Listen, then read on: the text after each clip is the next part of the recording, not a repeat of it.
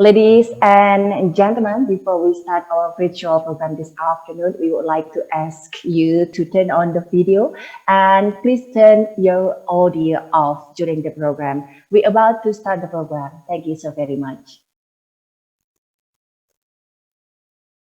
Ladies and gentlemen, it's a great honor to welcome you virtually to the Asian Cooperative Program ACP International Virtual Bootcamp 2021. ACP program's topics today is related to what has happened recently in the world during COVID-19 pandemic. And the ACP program conducted virtually hosted by Universitas Gadjah Mada, and it will be live streamed on OIA UGM channel on YouTube. It is the third webinar session for this month. ACP program will be focusing on disaster risk reduction during COVID-19 pandemic.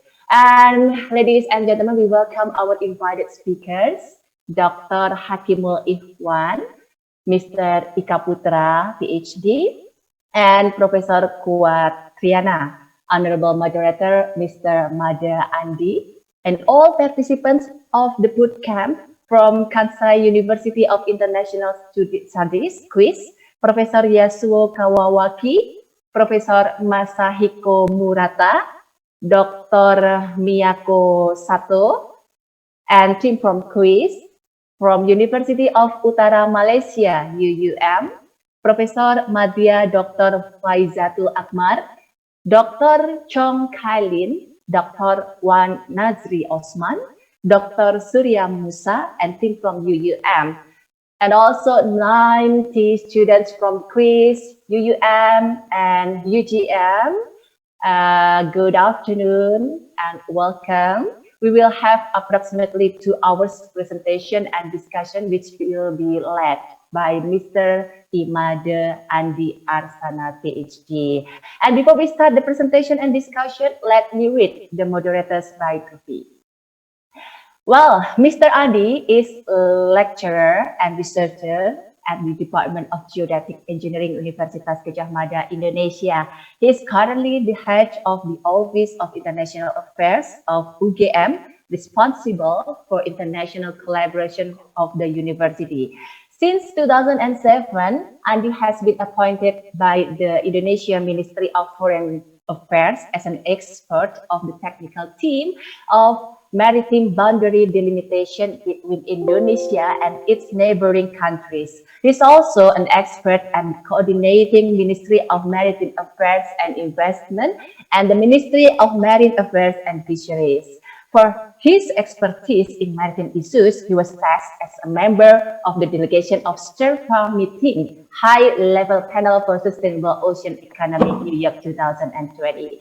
Mr. Andi obtained his PhD from the Australian National Centre for Ocean Resources and Security, ANCHORS, University of Wollongong, and a master's degree from the University of New South Wales, Australia. He also an alumnus of the UN Nippon Foundation Fellowship, a research and internship program organized by the UN Division for Ocean Affairs and the Law of the Sea, DOALOS.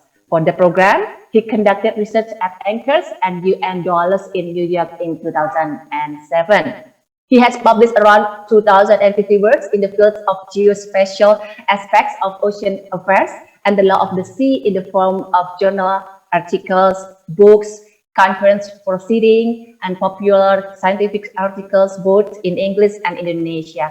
He is a productive opinion author with more than 65 articles on the Jakarta Post. He has presented his various works in several international forums in Asia, Australia, America, Europe, and Africa since 2005.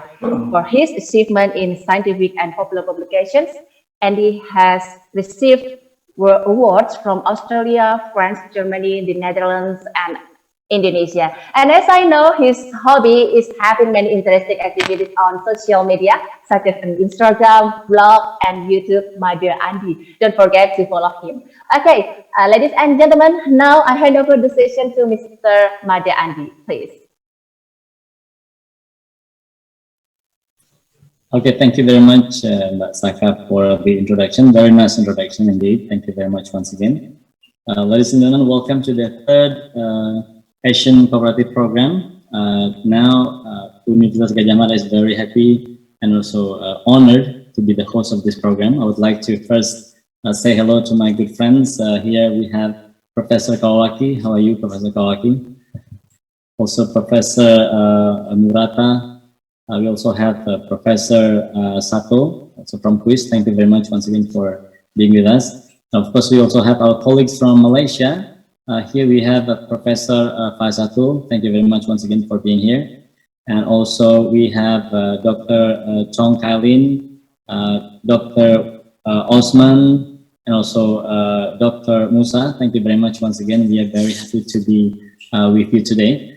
The third session that we have today is about disaster risk reduction during COVID-19 pandemic. As Mbak Saka already mentioned, we have 3 speakers with us. The first one will be my colleague, my good friends also, Dr. Hakimu Ikhwan. I hope Pak Hakim is already here with us. Pak Hakim, are you here? Or probably maybe in a few minutes. And then we also have the second speaker, my good friend also, Dr. Ika Putra from, he is a researcher and at the Center for Transportation and Logistics Studies. Pak Ika, are you here, Pak Ika? Yes, halo, apa kabar? Good. Thank you, Deska. Thank you so much, Pak Ika. Welcome back, by the way. And the third speaker will be also our good friend at UGM, Professor Kuatriana. He is the head, basically, or the chief of the inventor team of Genus UGM, a quick COVID-19 test detectors. So I think from 3 speakers that we are going to have someone who will be seeing things from the social perspective, which in this case as Dr. Hakimu. And the second one, Pak Ika Putra, will be talking about more on the space and planning and also mobility. And the last but not least, certainly Dr. Kuatriana or Professor Kuatriana will be talking about the latest invention that is now one of the most important, probably if I may say, in Indonesia, genus C19, where through this invention we managed to do detection of COVID-19 rapidly. And one good information or latest update is that the flight in Indonesia will be able to use genus C19 as a detector starting from the 1st of April. So this is Pak Ika Putra, one good news that we have from our side. All right, ladies and gentlemen, now I'd like to once again double check the 3 speakers that we have. Pak Hakim, are you with us? Yes, I'm here, Pak Andi. Oh, good. Yes. Thank you, Pak Hakim. Welcome back. How are you? Good. How are you? Okay. For the first speaker, allow me to introduce in more details about Pak Hakim, my good friend, Dr. Hakimu Ikhwan, MA, is a lecturer at the Department of Sociology, Faculty of Social and Political Science at Universitas Gadjah Mada. He is also a researcher at the Center for Population and Policy Studies, also in UGM, and he holds a PhD degree in sociology from University of Essex in 2015. And a master degree in politics and social policy at the University of Nottingham, UK, also in 2006, and a Bachelor of Arts in Sociology at our university, Universitas Gadjah Mada. His interest covers a number of different areas, including social policy, political sociology, sociology of religion, and sociological theories. He has also published a number of works, I think, which are closely related to also what we are facing now, which is COVID-19. Now, without further ado, we would like to invite Dr. Hakimu Ikhwan to give a 15-minute talk. Thank you very much, and Professor Dr. Ikhwan, the time is yours. Monggo. Okay, thank you very much, Pak Andi Arsana. Before I present my work, might be allowed to share my screen. Please. Yeah.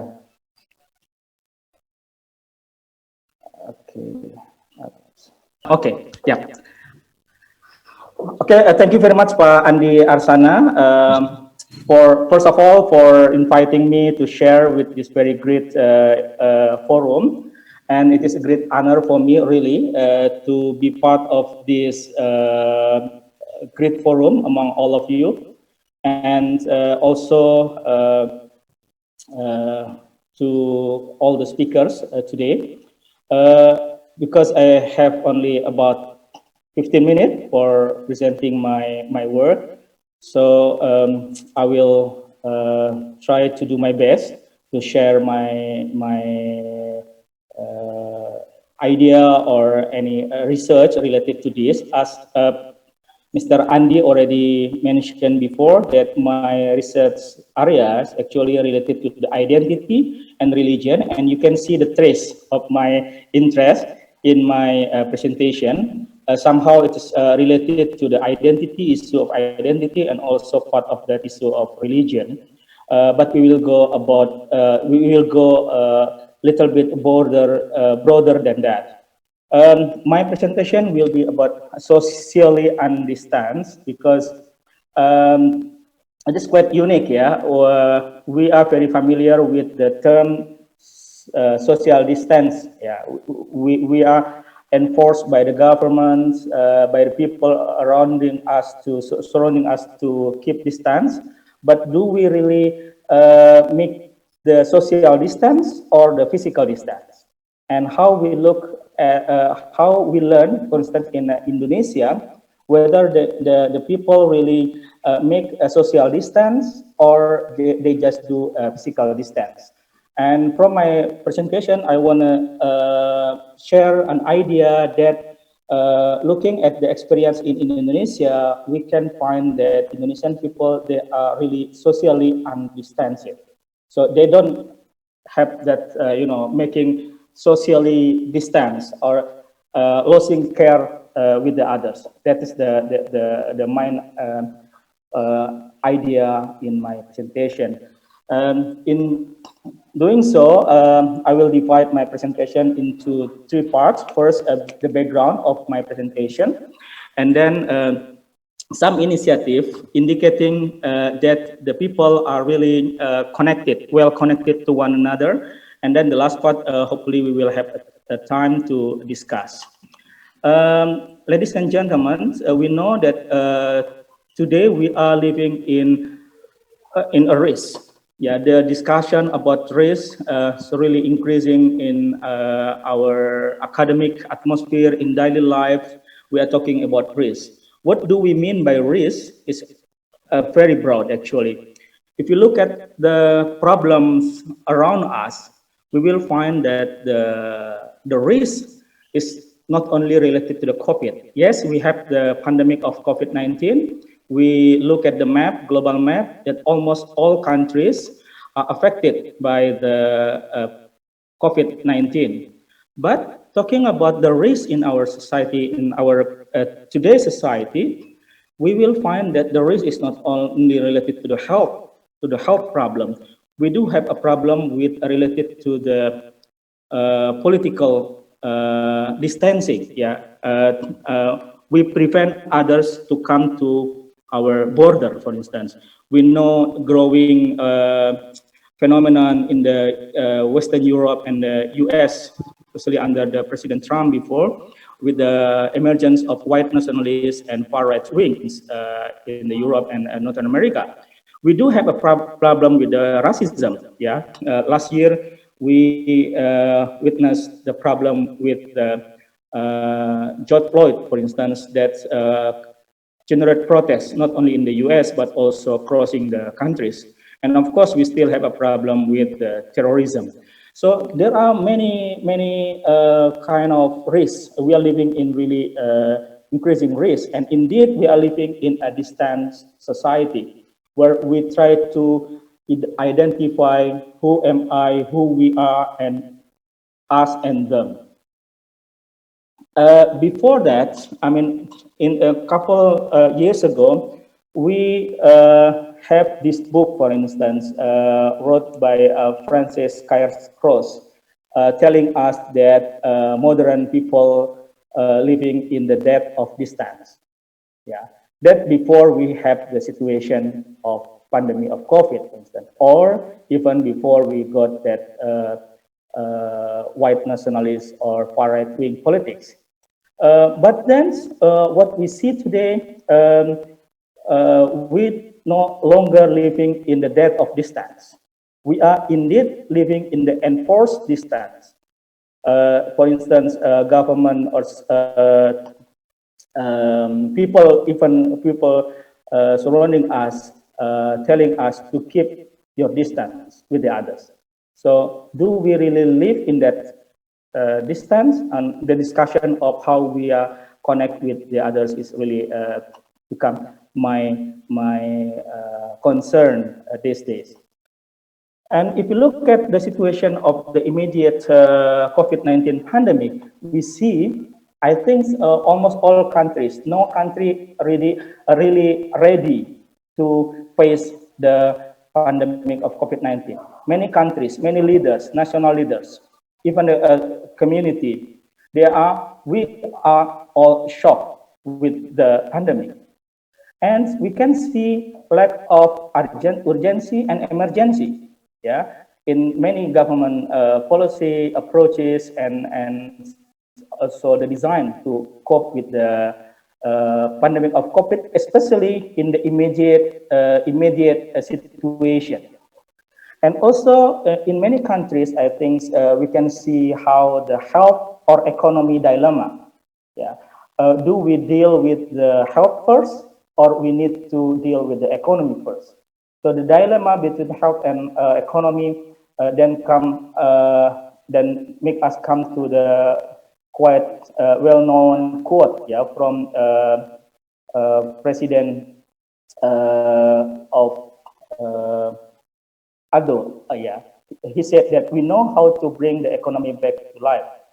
What we don't know is how to bring people back to life. This is quite a strong quotation to us that we really need to focus on the people, the life of the people first. And also we do have a problem with the leading institution, yeah, how we deal with the situation of the pandemic. And especially in Indonesia, we have in the very immediate situation, we have the problem of the leading institution and policy design to deal with it. Apart from all the problem we have facing the situation of pandemic, we see a hope. Yeah, we see many promises coming from our society, the people, the community, people living in our neighborhood. If we look at government budget, for instance, in Indonesia, yes, we can see quite a huge budget allocated to cope with the pandemic of COVID. But if we go further on the detail of the program, we can see that health sector is not the biggest portion of the budget. We see, for instance, government focus on social safety net, how to recover the economy through a support for the small, micro, medium enterprise. So in terms of the life of the people, the health sector itself, not really a big number, big portion of the budget. But do that really become a problem in Indonesia? What we learn from Indonesia that we can see the strength of the people. So in my presentation, I will look more on the role of the society or the community. My presentation or my discussion here will only focus on the role of the society and community instead of role of the state and the private sectors. From this, I will try to present some social initiative taken by the people at the local community. First of all, in the very immediate period of the COVID, the people at the neighborhood, they take really quick response to the situation of the COVID. While at the time, government still in the hesitance whether they will close the border or not, people in the neighborhood, they already decide that they need to close their border. Yeah. Apart from the discussion in the government, yeah, whether they will take the lockdown or limited lockdown, partial lockdown, then the people in the neighborhood, they already block the road to their neighborhood. We can see this is just an example of how people then take the decision to protect the neighborhood. And not I'm sorry to only, interrupt, but you still have 5 minutes. I'm sorry. Thank all you. right, okay, thank you, Mas Madi. And not only protecting the border, the neighborhood, they do also provide support for others. We have the fence of caring, of care, of alms giving that they put on the fence in the neighborhood that people can take for free, and they will choose which bag they prefer, take one, and then bring it back home. And this is very common in Indonesia. And the second is we can see growing virtual solidarity. For instance, this is the very prominent website in Indonesia, kitabisa.com, meaning weekend.com or kitabisa.com. We can see within 3 weeks, in the March 2020, there are no less than 100 campaigns on kitabisa.com, and they collect not less than 72.6 billion donation.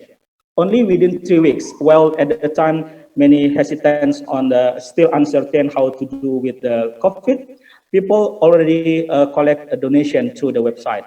And we also know in Indonesia, this is well-known singer, he can collect within less than 4 hours, 7.5 billion for COVID mitigation. This is virtual solidarity. And also, of course, last but not least, we see the role of religion and religious leaders in preventing the spread of the COVID. For instance, here the quotation from hadith of Nabi Muhammad, Prophet Muhammad, for instance, really come across our neighborhood. And also we can see, for instance, people, for instance, here in Bali, ogoh-ogoh parade then no longer used in the day of silence or upacara nyepi. And we can see here our neighbor, the Christian, for instance, they use the online technology to give the service to the people. And we can see around us how people then generate or collect donation, using the religious groups or religious neighborhood or association.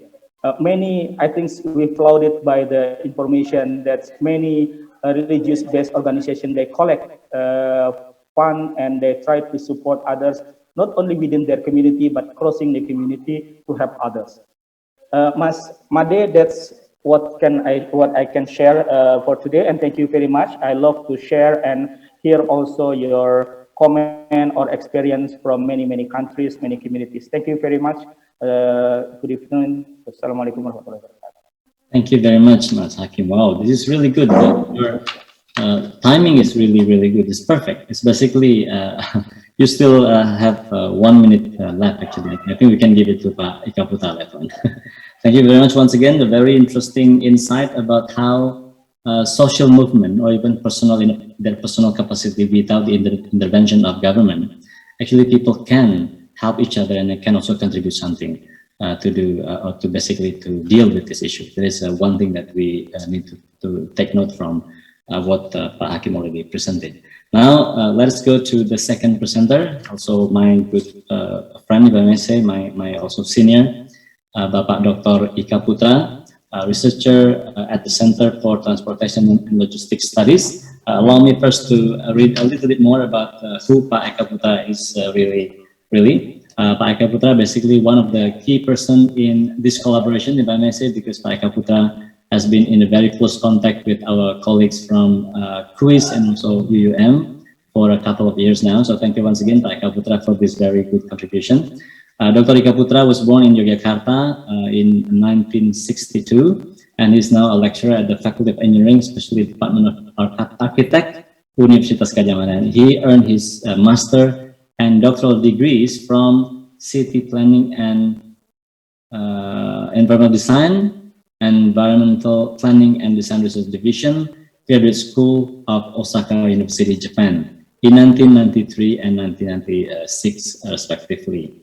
And of course, his bachelor degree was taken from our university, Universitas Gadjah Mada. And related to the to the disaster risk reduction, Pak Eka Putra has written a book, the title of which is People with Different Abilities and Disasters, Lesson Learned from Yogyakarta Post-Earthquake 2006 and 2016. I remember I met Pak Eka Putra for the first time in 2006 when we had that big earthquake in Jogja. Pak Eka Putra, you probably remember that. So it has been a couple of years now, and I'm sure that Pak Eka Putra has been very consistent in that area. So thank you once again very much. I also once worked with Pak Eka Putra about disability issues in UGM, and that's actually something that I presented in Malaysia. I think Pak Eka Putra also remember this based on his research or his guidance. All right, now Pak Eka Putra will talk more about the mobility and space and also planning. Without further ado, we welcome Dr. Eka Putra. Pak Eka Putra, the time is yours, 15 minutes. Okay. Yeah, thank you, Pak Andi. Assalamualaikum warahmatullahi wabarakatuh. Will directly can allow me to share, and yes, yeah. Are you have already seeing my presentation? Yes. Okay, thank you. Yeah, actually the research will share is actually a team's work of Austral, the Logistic and Transportation Study Center in Gadjah Mada University, because we have been asked by the Ministry of Transportation to work with the country to have to give the policy input within, I think, 2 months, and we asked especially for railway transportation because Gadjah Mada University have been very consistent to help the most pro-people transportations, that is the railway transportation. And the research member actually coming from multidiscipline, you know, Professor Taufik's coming from the civil engineering transportation, me myself from architecture department, and also from electric department. Muhammad Zuhdi, there is Pak Pram from geography, Pak Arif Ismadi also coming from planning, Ibu Diah Titisari also coming from urban design as well, and Hengki Port from economy, Bu Yandri from medical, and others from our staff, Denny, Arsito, and also Tindi.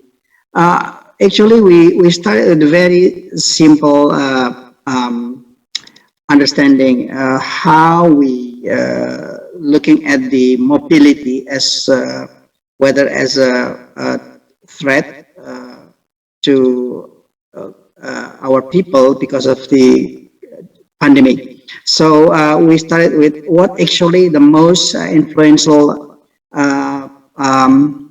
aspect, and we think about maybe we have city regional risk related to the pandemic COVID-19, which is always every day the government publish the situation we call the city and regional status.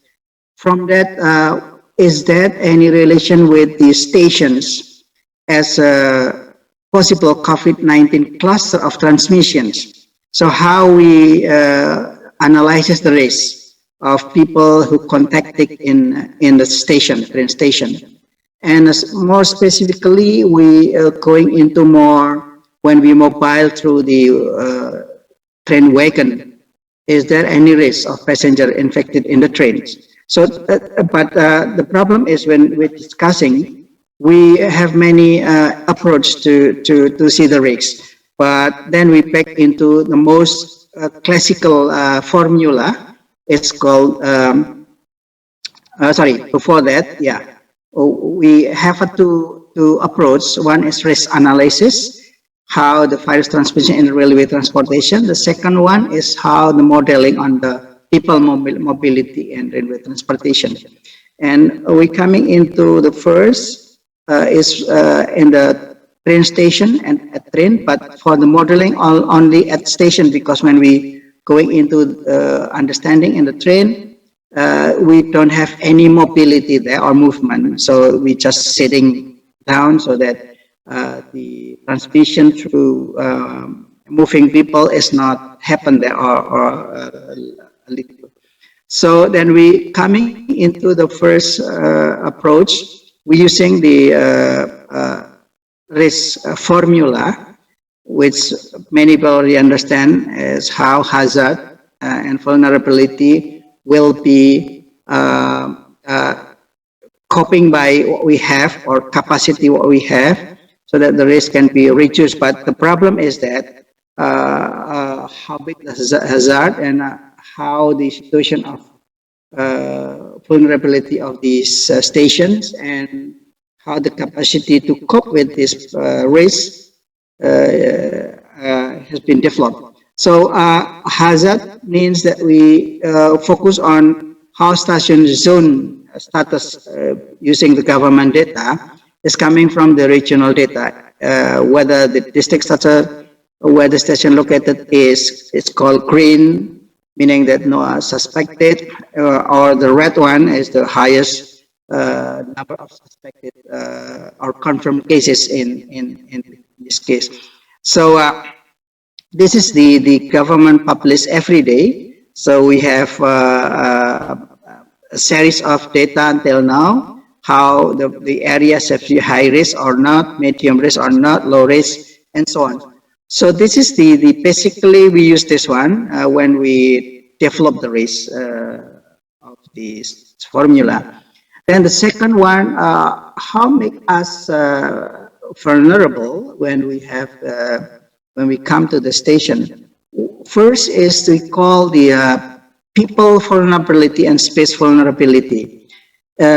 We have a number based on age, and we found in many research number of comorbid passengers is influence the vulnerability of people, because there is a called real age and the comorbid age, or we call COVID age. And space profile, we use the Japanese approach. It's called 3C, closed space, crowded space, and close contact should be avoided by people who understand if the space has the condition like that. This is we get from the existing research. If you have actual age, and can be different when you have a comorbidity. So real age is can be different with COVID age. So we have a formula here. So when you have an actual age in 35, for example, and you have comorbid on, say, like asthma, so you can be 49 years old, and you can have you have asthma, and the COVID is become 55 old, which is have the risk index 2.5 and fatality 5.1. So here's we use for calculating the risk itself. So if Japanese use the avoid 3Cs, we use also this one, because it's architecturally the space should be open, because closed space make the transmission higher, and crowded place also should be avoided. And here's I think in calculation we have this space characteristic should be avoided. So we call 3Cs. And when we looking at on the station area, what we have already done for PT KAI, the railway company of Indonesia, we're trying to focus on 3 space: waiting room, platform, or even the space of the train itself and the wagon. And this is our research before the COVID. So we have already know that the waiting room zone 2 paid area, public space, no pay, and so on has become one of the place for the public and the possible transmission space there. So the station always have space like this. So then we going into not the vulnerability, but how the capacity to cope of the hazard and vulnerability in the station space or area should be proposed or done or implemented. So we have 6 items.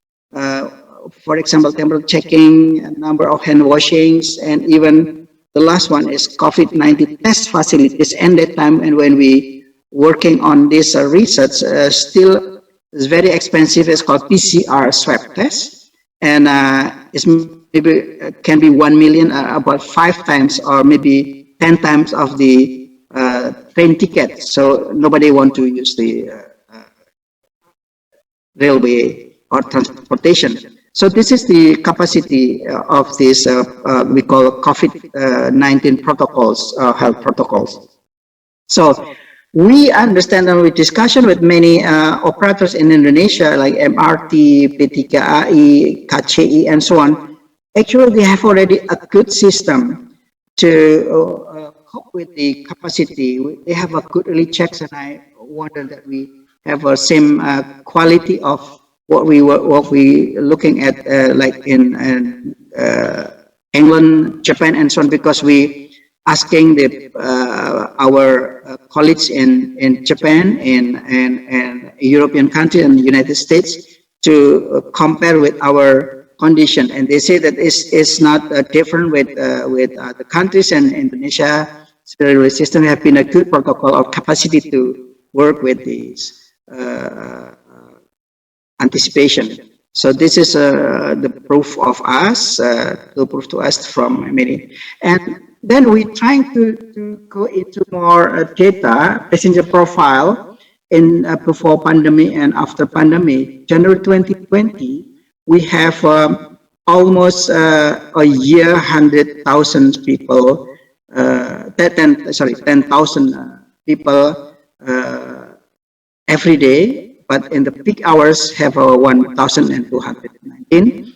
So in the March we just reduced before COVID just started. It's on only half, and August actually we running only 15%. You can see that the economic or the income of the company or the railway company is decreasing almost 1/10 of the usual one.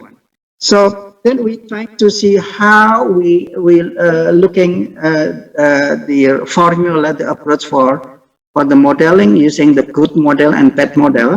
The good model means that the baseline of maximum capacity of all health protocol is implemented all, but the bad model is a minimal capacity, so that we know how the good model and bad model. And then it's simulated by the intervention of the capacity, which one is should be going up and which one is should be minimizing. And this is a series of the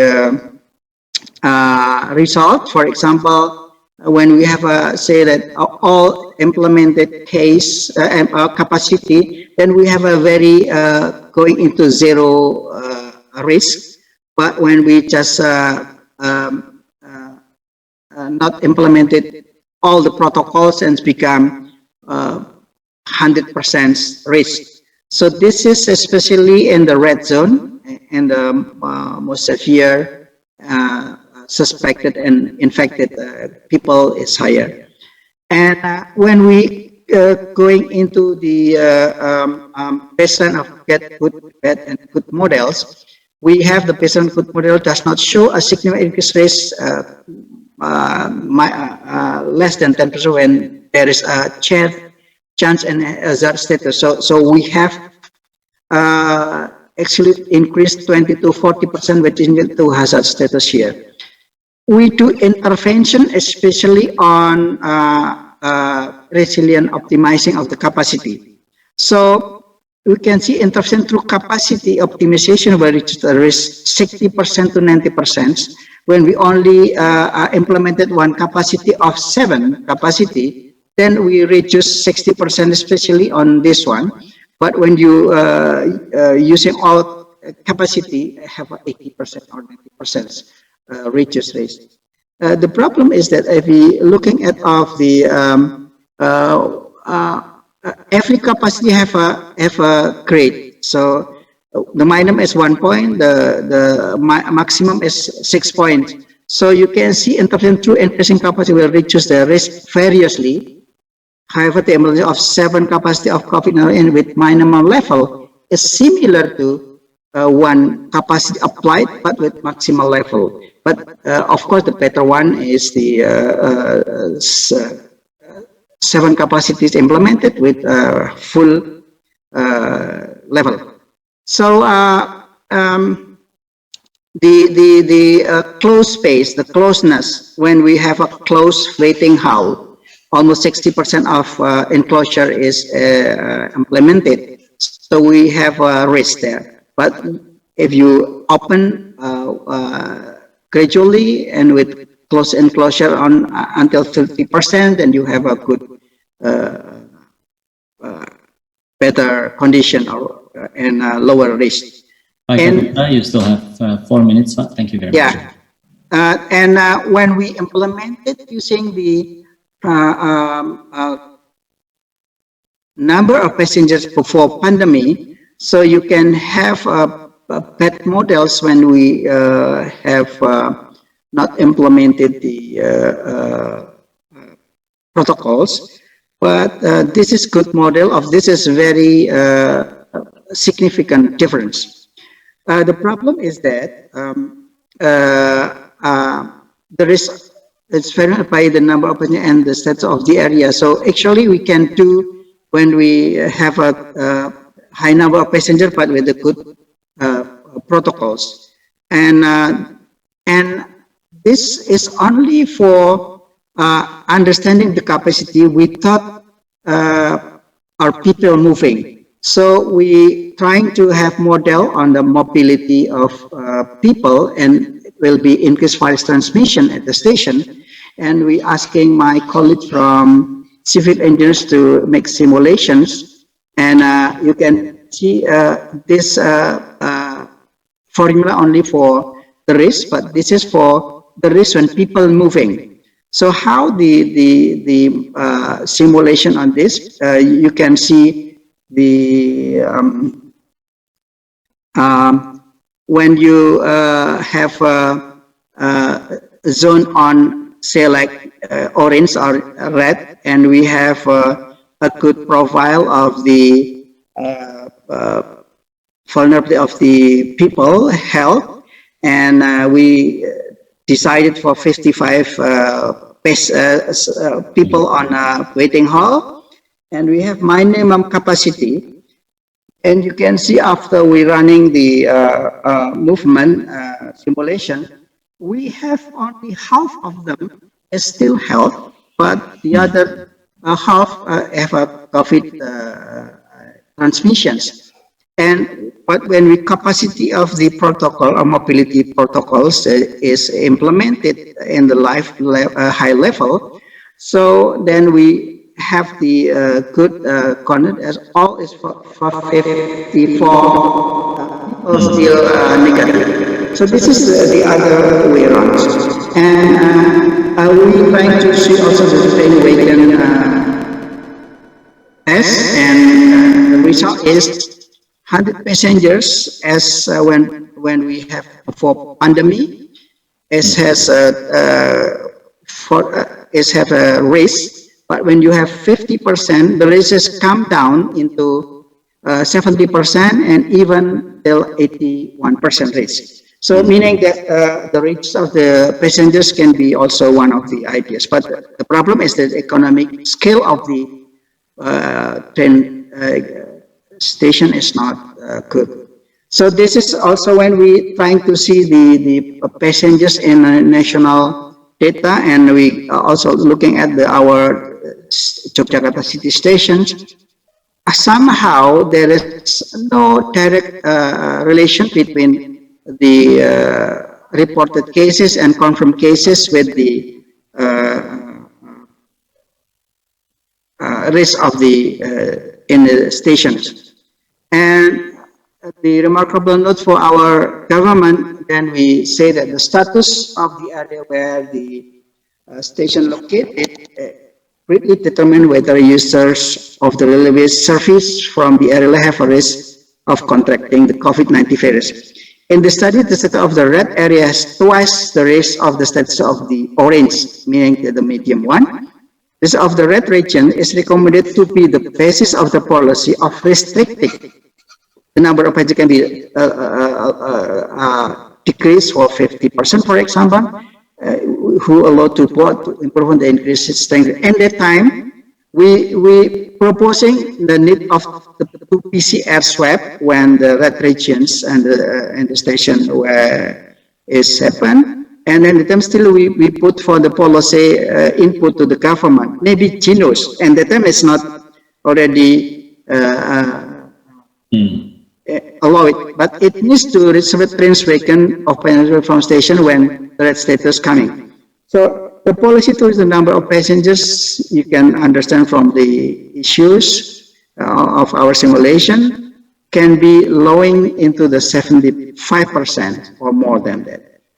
So then we also can recommend for applications, smart system, using improvement of the online train ticket purchase application for the data passenger we have already there, but put it the number of age and comorbidity, for example, because our formula is coming there, and then data set of COVID per stations related to the region status of the confirmed and reported infected people, and plus we have information should be put it in the application of the health protocols compliant with the health protocols should be declared and become indexed, and also how people composition of the passenger have vulnerability profile there. So it's coming from the risk, vulnerability, and capacity formula. Terima kasih, matur nuwun, arigatou gozaimashita. All right. Thank you very much, Pak Eka Putra, for a very insightful and detailed presentation. What I understand from this is you have made a number of simulation, basically studies how to reduce the risk within the station in this particular thing. One thing that I noticed from the recommendation, Pak, you mentioned about genus, and this actually leads very well to the next presenter. And the time is still questioning mark because we don't know, but I think this is because of economically can be working very well rather than swap. That's very true. That's very true. So I think what you predicted at the time now becomes reality. So as we know that even not only in the station now, starting from the 1st of April, the flight in Indonesia will be using genus. So I think this is good news. Now to understand better what genus is all about, we already have with us here the inventor of genus, Professor Kuat Riana. Pak Kuat, are you here with us, Pak? Thank you, Pak Adi. All right, I will introduce Pak Kuat maybe a little bit more details. Thank you very much once again. Professor Kuat is probably one of the most popular person now from UGM because of his invention about genus C19. Professor Kuat Riana is a senior lecturer at the Faculty of Mathematics and Natural Sciences, Department of Physics, Universitas Gadjah Mada, and his research interest covers physics of materials, electronic nodes and tongue, instrumentation, cluster science, and technology. So he holds a PhD from Graduate School of Engineering Sciences, Kyushu University, Japan. So I think it is very interesting that we have two at least alumni from Japan here in the panel. Japan Mafia, yeah. Japan Mafia is here. Or we sometimes joke, Eka Putra, that UGM is ruled by Japan because our rector is from Japan, our vice rectors, two of them are from Japan, and prominent researchers are from Japan. So thank you so much, our Japanese colleagues, to train our professor. And also Professor Triana leads the UGM team inventor of genus, which consists of researchers and team covering various fields of study. So this is actually a collaboration among a lot of different disciplines, including medical, of course, and social sciences. So genus, by the way, later on we can hear from Professor Quatriana, is an invention or innovation able to detect the presence of COVID-19 in person's body in less than 5 minutes. Luar biasa. So, ladies and gentlemen, without further ado, we would like to welcome Professor Kuatriana. Monggo, Pak Kuat.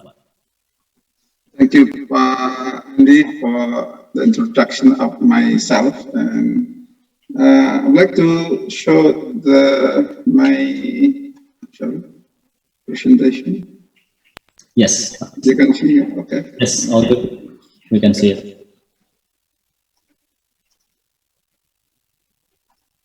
Okay, good afternoon, ladies and gentlemen. Pak Ika Putra, my senior in Universitas Gadjah Mada, and also my my lecturer during the PhDE right now. Okay, thank you very much for the organizing committee, especially Pak Andi, to invite me to present our research. So today I would like to talk about the genus C19 for rapid screening of COVID-19 from GRAD.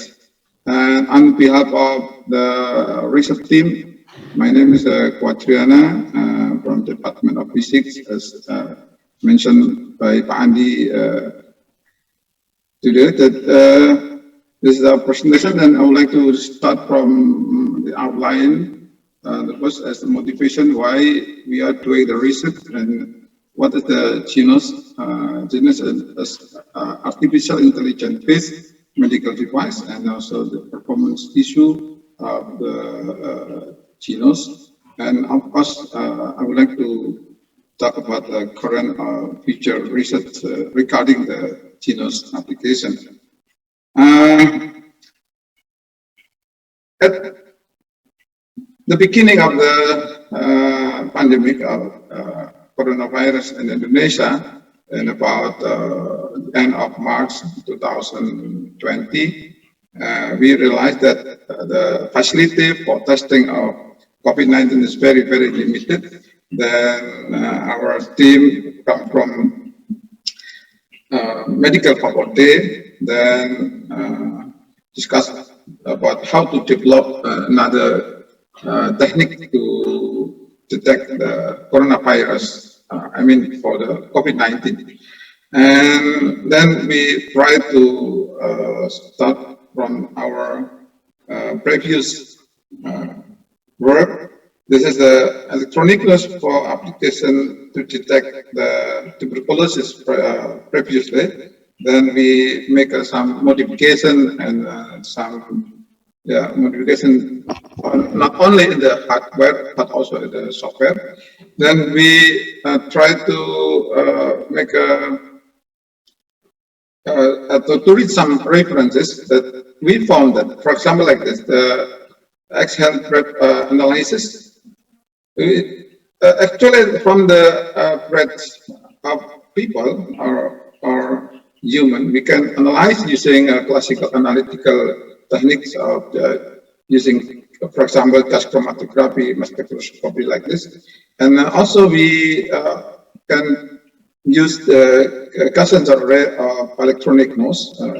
So the advantages of the electronicus, of course, related to the comprehensiveness of this device, and also maybe the time is very short and cost is also very low compared to another techniques. But I don't want to make differentiation, but we want to make some rapid application. I mean rapid screening of the COVID-19.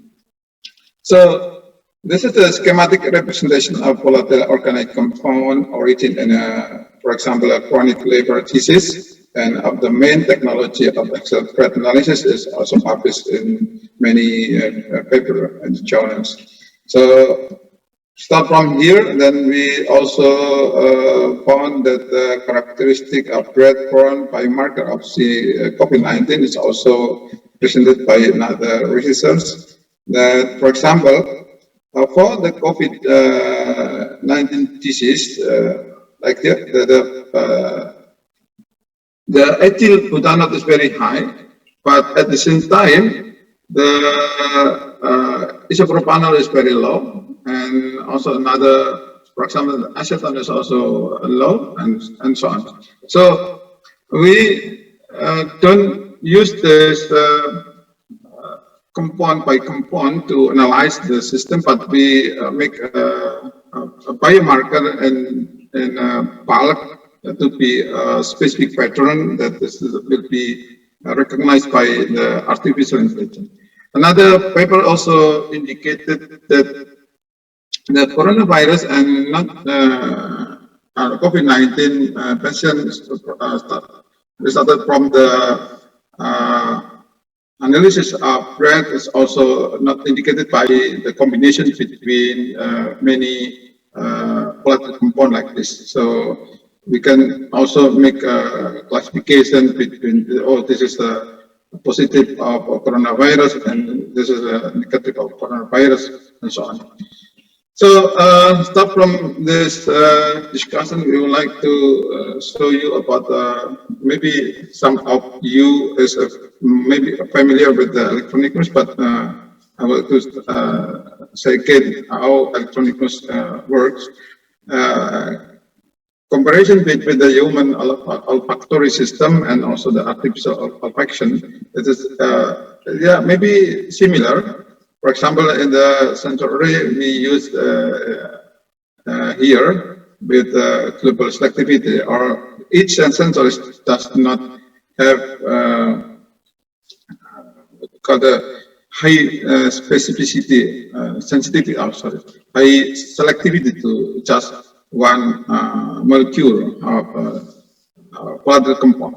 Then from here we will have a sensing signal, and then we collect the signal to be analyzed using artificial intelligence, and then we make a decision of using the recognition. So the characteristic of the electronic news in general is based on an artificial intelligence. So it means that the electronic news can be improved, the ability to differentiate between two or more subject by injecting, by training more sample, more data, and then like our nose also, sorry, electronic nose also needs a training with valid data from our object, but it's also qualitative result and also rapid decision. This is another illustration of the electronic news as a breath analyzer. As we know that the activity of bacteria or virus, and for example in our body and lungs, will result in the volatile organic compound, and the organic POZ, the volatile organic compound, is very complicated. It's very complex. It's not a simple one. So we detect by using many sensors here, or it means a sensor array. Then we will make a pattern. This pattern will then be gathered and then to be separated to be training set and testing set, and then we make analysis of model of machine learning, for example, like this, and we will choose one of the best one. Then after finishing the training test, then we can use the testing set. So in the case of Genus C19, we have already completed the training test at this moment, and then we start with the testing test. And what is the Genus C19 actually? It does not detect directly the virus like polymerase chain reaction, swab test, and antigen swab test. It detects the activity of the virus in our body. So it is the development of our ANOS that originally applied for the food analysis and tuberculosis detection. Here, the Genus C19 detect between the coronavirus and body tissue and the respiratory tracts. So the use of the NS is very simple. Just the subject are required to blow into the bag, and the result is available in just 2 minutes and the Sunday. So it's very, very simple. And this is the children, this is still in Indonesia, but when the important point is about, for example, the flow rate of the micro pump in the system, and also the stability of the sensor array. And another is not so important, but about the dimension and so on. And I just want to illustrate how Genus to make a measurement like this. For example, this is the sensor array response. Izin Pak, kuat 5 menit lagi ya Pak. Okay, Pak. Yeah. This is a sensor array response. We have 10 sensor array, and this is a prediction is positive. Yeah, this is positive, and oh, sorry, this is also the positive. Then this positive one, the positive one. Yeah, so oh, sorry, this is a positive one. Why it is positive? For me, and my team is familiar with some signal like this. So before predicting by the artificial intelligence, actually we can predict actually this is positive or negative COVID-19. So like this is a combination of positive COVID-19. Why? This is a sensor number 8. Number 9 indicate the lower of isopropanol, and the sensor number 2 is detect the ethyl butanoate. So high concentration of ethyl butanoate with low concentration of isopropanol indicates COVID-19. So important issue regarding the genus is related to the sensor response. It is related to the stability. It means the consistency for the same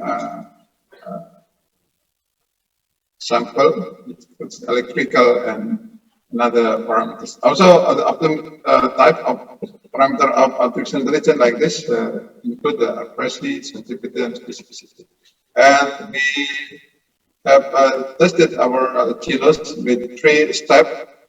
This is a profiling test, the performance test, and the pre-market diagnostic test. Then, right now, we are doing the diagnostic for post-marketing test. And for clinical trial, we have we resulted the accuracy of the sensitivity of about maximum of sensitivity is 92%, and then specificity maximum is 96%, and accuracy is about 94%. When we submit for getting the distribution permit. So in the end of the last year, we get the distribution permit. Then right now, the genus C19 to be commercialization process, and then currently genus has been operating in some hospital. It has also been screening alternative for train passenger at 44 station, and it will be started in implementation in the airport, start in 1 April 2021. And right now, we're still doing the post-marketing clinical trial carried by Minister of Health team and independent clinical trial carried in Andalas University Hospital and Universitas of Indonesia Hospital. And we also continue the profiling test of genus diagnostic for not only for COVID-19, but also for rapid detection of tuberculosis using blood sample. This is very similar method, but we still doing to modify the artificial intelligence. And this is our full team, combination between science from Faculty of Mathematics and from physics, for example, physics, and then medical doctor and physician and so on. So it's a combination between two or more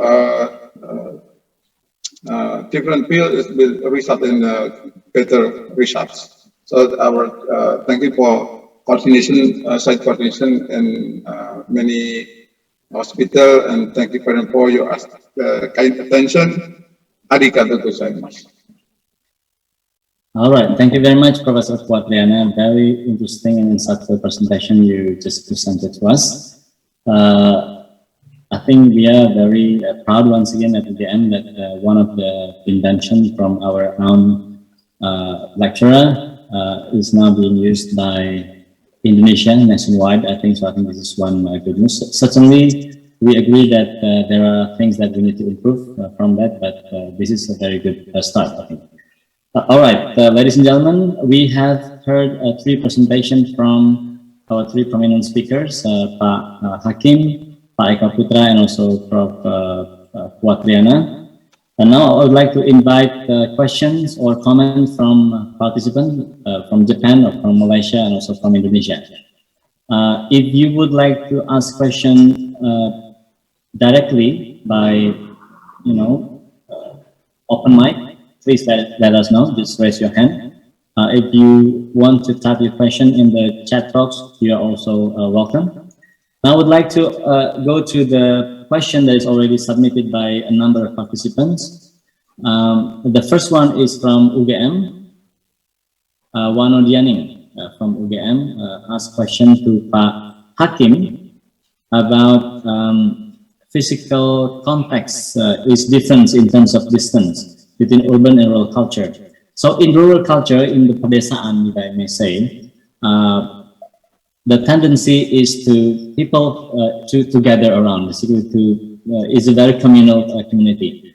Do you see, Pak Hakim, that this social distancing is basically, it will bring the change of culture? Do you see this as a culture reduction, or, there is something worse coming in because we enforce basically the social distancing? How do you see this, Pak Hakim, about the social distance that will basically disrupt our own culture?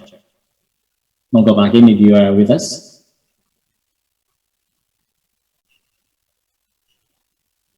Okay, Pak Hakim is probably not connected at the moment. Let me check this, the other question.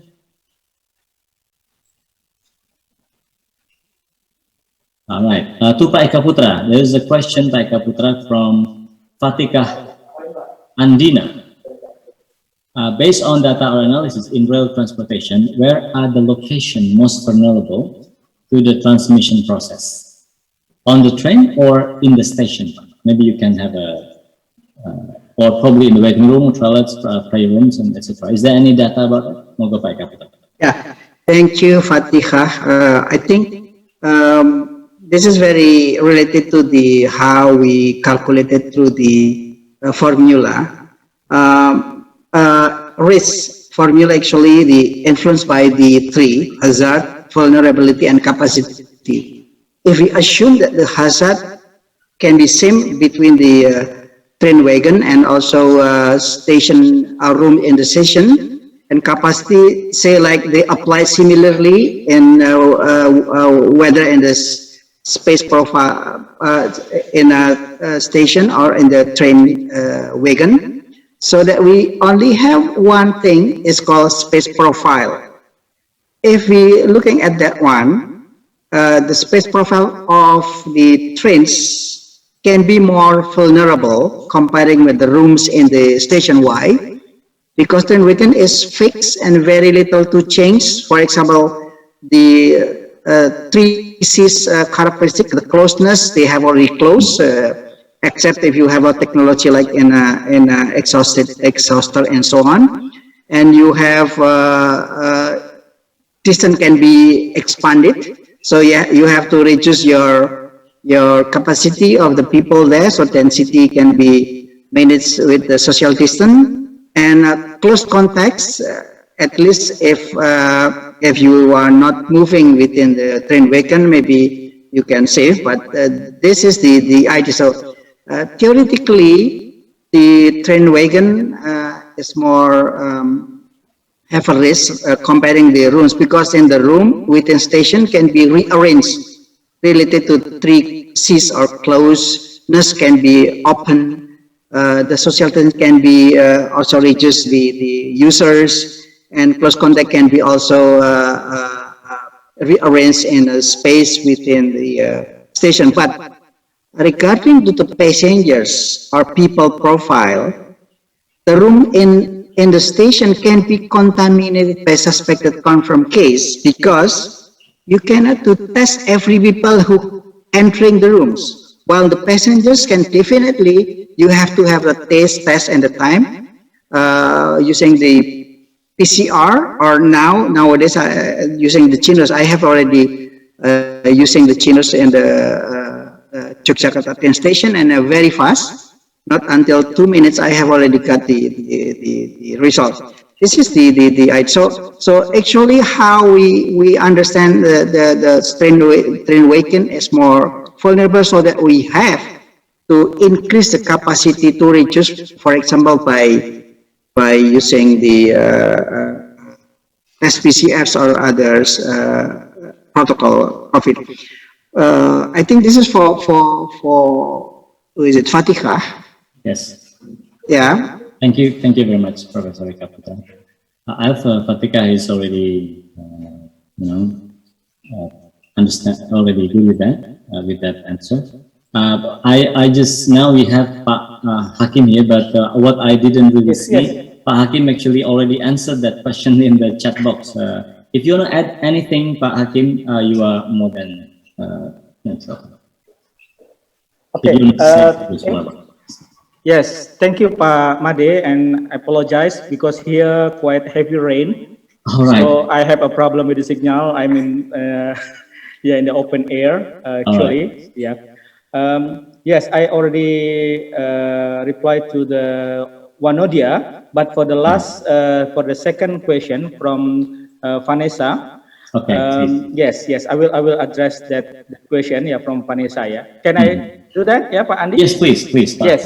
Yes. I think this is very interesting question. Yeah, Vanessa, and you are really you are right that community self-quarantine or partial lockdown in Indonesia sometimes leads to verbal bullying or stigmatization. Yeah, so people can really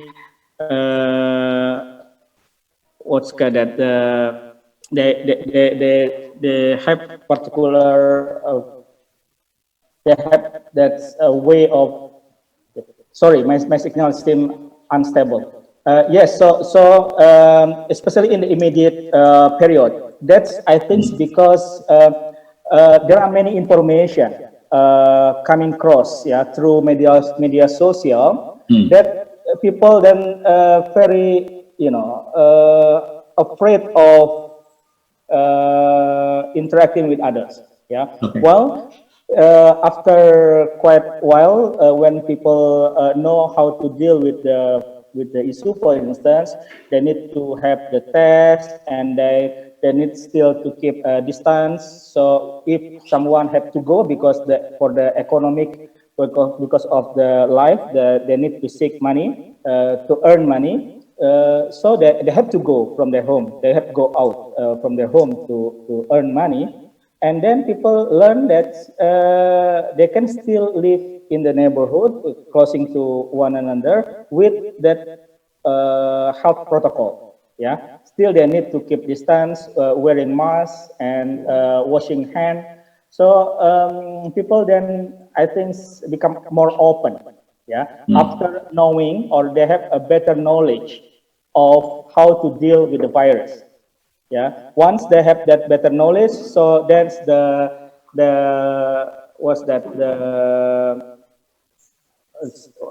stigmatization to others, to the people who having an activities outside their home.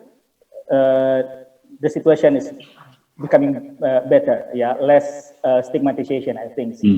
Yeah, that's my response. All right. To the question. Yeah. Thank you very much, Pak Hakim. Very insightful. We also have another question from our friend in UUM to Pak Eka Putra. How transport and mobility restriction during the pandemic and COVID-19 period impact on travel and mobility behavior of elderly people and persons with disabilities? I think you can have your views on this one. Well, yes, this is quite difficult for me to answer because we are not looking at that one. But in my opinions, the people with disability and elderly, if we looking at the before pandemic, we have already accessible for all programs in 1998. And the problem is some of the accessible rooms and corridor actually is not compliant with the social distance. For example, the corridor is too narrow for social distance, 2 meters, for example. So that this is the problem. But then there is a coping with that one. I'm looking at for marking on the floor that they make the mark so that we can have 2 meters social distance when you lining up entering the ticket control, for example. This is a good thing. But for the disabled and elderly as well, the problem is on the age, because as our research showing to us that there is a real age and there's also elderly age, or we call COVID age. So if you have already 60 years old, then your capability or capacity to respond to COVID is lower than when you are younger than that. And this is the elderly problems and everywhere in the world. The problem is that when you have called the public transportation and public transport vehicles, the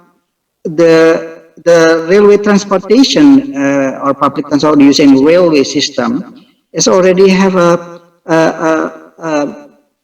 definite procedure, definite process, comparing with others public transportation, especially bus, and we have a variety of the bus, and we have a variety of the management. So that I think this is the problem of public transportation other than train, plane, and also ship as well. So I think this should be, we still can use the formula on the risk, vulnerable and hazard, reducing by the capacity they develop, but people cannot control the quality of being keeping or compliant with the health protocol related to COVID pandemic. So this is the problem of non-train, plane, and also ship public transportation. I think this is the issue. Okay, thank you very much. Now, I also have a question from different channel here to Prof. Watriana about the production of genus C19. Do you think that the production of the genus C19 is now sufficient to, because Indonesia is very large, right? We have 270 million people. So what do you think about that? Thank you, Pak Andi. The production of genus right now is still in a limited number, but start from next month, I think we will increase significantly. Right now, we still produce about 3,000 to 4,000. I'm not actually, but start from April, May, and June, we will produce about 10,000 to or more per month, I think. So the problem is not only for the production infrastructure, but also the manpower. So, but right now we still in progress of improvement, especially for the manpower related to quality control process. This is very important for us to make sure that the quality, including the sensitivity, specificity, and also the accuracy of the genus is acceptable in the markets. All right. Thank you very much, Prof. But I think even in Indonesia, the need of genus is still, I mean, it's still very high. Still very it's really high, and we have a lot of people to test. Yeah. I think it will take a while until we can see genus in Japan or in Malaysia, probably not in the future. All right. Maybe next month will be delivered to Kuala Lumpur next month, I think. Okay. Right. But still in limited number. Yeah. Thank you so much, Prof. Kuat. Maybe only one more question, Pak Ika Putra. We have one typical question. How do you deal with overcrowded number of passengers on a train? Yeah. It's very typical in Indonesia, right? Right. This is the most difficult things when we have to give the input policy to the government, because the government say that how is we back to the normal number of passengers, because this is economic scale will be up. But when we looking at the our research result, then we cannot do that. So we have to reduce the number of the passengers. But as my friend say from civil engineering, Zuhdi, he said that if you can't definitely understand all the passengers, Okay. it's not affected by the,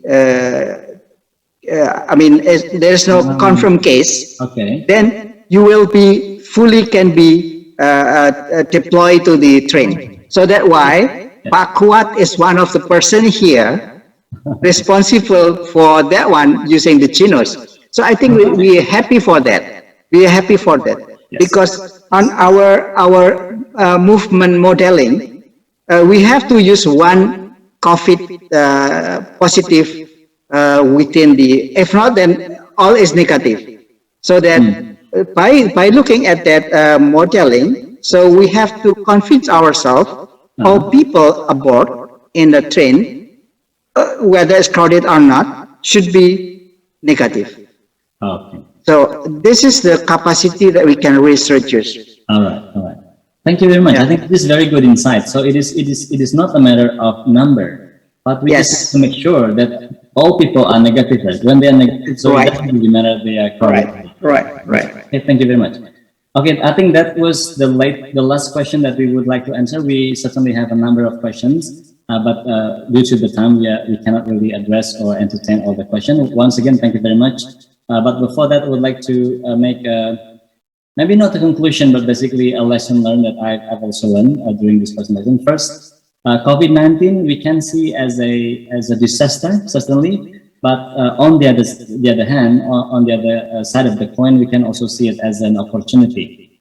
So if it is not because of COVID-19, I think Pak Puat Triana might not have done all of this research this far about the the genus C19 for example.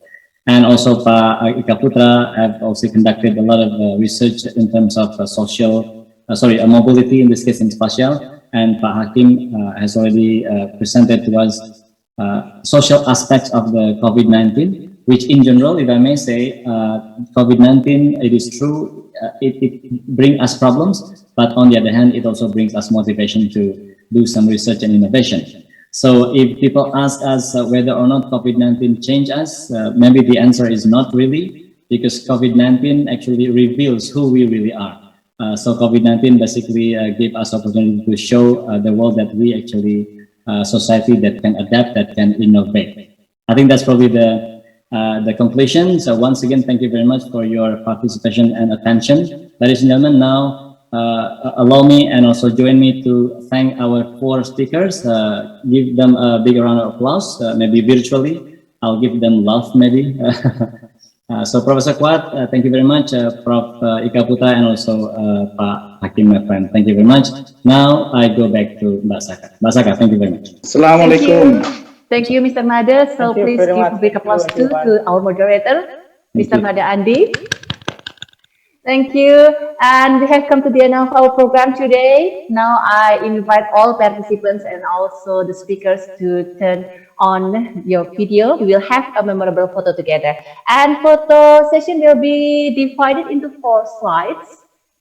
So please, the first slide will be started. We will count down to three. Yeah. Okay, first slide will be started from 3, 2, 1. Capture. Wait a minute. I will wait the committee to deliver the photo for the first slide. Okay, to the next slide. 3, 2, 1. Capture. Yeah. Okay, to the next session, the third photo. 3, 2, 1. Capture. And the last photo. 3, 2, 1. Thank you so very much for joining the photo session, and thank you for taking your time to this program. We do hope it will be fruitful for everybody. Participants can understand the ideas of disaster risk reduction in global pandemic and increase participants' awareness as well as inspiration to contribute in giving solutions to disaster risk reduction in global pandemic. Do not forget to obey to health protocols to stop the spread of the COVID-19. Wash your hand often, put on your mask and physical distancing. Stay healthy. May God take care of our health. Thank you so very much. Good afternoon and see you to next event. Thank you everyone. Thank you very much. Thank you, everyone. Thank you, everyone. Stay safe. Take care. Yeah, stay Bye. healthy. Happy. Assalamualaikum. Bye-bye. Waalaikumsalam. See you all next time. Assalamualaikum warahmatullahi Sensei, wabarakatuh. thank you very much. Sensei, thank you very much. Thank you very much, Andy Sensei and 3 speakers. Thank you very much. Hachino, thank you. Thank you. Kawawaki sensei, okenki. ありがとうございます。イカプトラ先生。See you next week. See you. Yeah, okay. Yeah, bye-bye. Presentation. Thank you. Matur Pak Eka Putra. Sami-sami Bapak.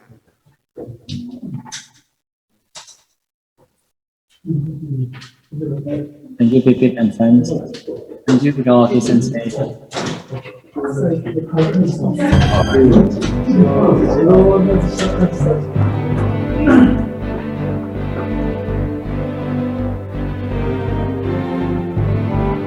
Thank you so much, everyone.